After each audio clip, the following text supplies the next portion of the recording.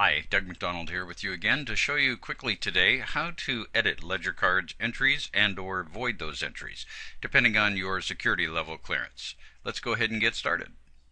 Going into Family Data and Accounting, we'll take a look at the Adams Family Ledger Card so that you can see some of the entries here. And down at the bottom we have the void button. If we select a void line, such as this line here, we can go in and look at the void details, the date and the comment, and we can change those two fields if we'd like. You can't change the person's initials who entered it. And then on the line below that, we'll take a look at that, and this line happens to have been changed once already in the audit button at the bottom. I'm going to go look at this to show you. So here's the current line, the way it reads now. It's dated September 21st, tuition pre-K. And it originally was entered with a post date of the 14th. So this is the original entry here.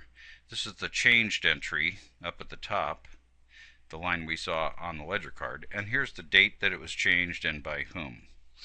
So I'm going to go ahead and change it again so that you can see how this affects the audit screen when we actually make a change. Go ahead and save that. What I need to do is post and exit in the lower right corner, and then just go back in and go into the audit button. You'll be able to see the second change I just made. So here's the way the line currently looks at the top. Here's the line before that that was dated the 21st, so that was the first change. This is the second change up here. This is the first change. This is the original entry. And you'll see all of those kinds of changes in this audit screen if you have authority to view the audit screen. Voiding an entry is very simple. You just select the line that you want to void, click the void button at the bottom, and use the void date, whatever date you like to use.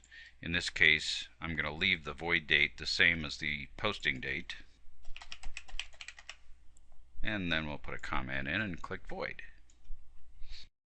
If you prefer not to see the voided lines, which are the pink lines here, you can click this button in the upper left corner, Hide Voids, and those lines will not show on the screen. If you'd like to reveal them, just click the Show Voids button and they'll show back up. So we'll post that entry, and that's all there is to it. If you don't have the authority to view some of these options, you'll get a security message screen that tells you you don't have authority. I'm going to go ahead and log off of my computer as myself and log in as a different user so you can see what this might look like. So this user that I'm logging in is restricted from viewing audit logs. So I'm going back to the family data, back to the ledger card, and I'm going to click on the audit button, and here's the message that you would see. You're not authorized to do this. Family Data and Accounting, Family Accounting Functions, View the Account Ledger Audit. And any function you're prevented from doing, you'll see this kind of plain English message screen.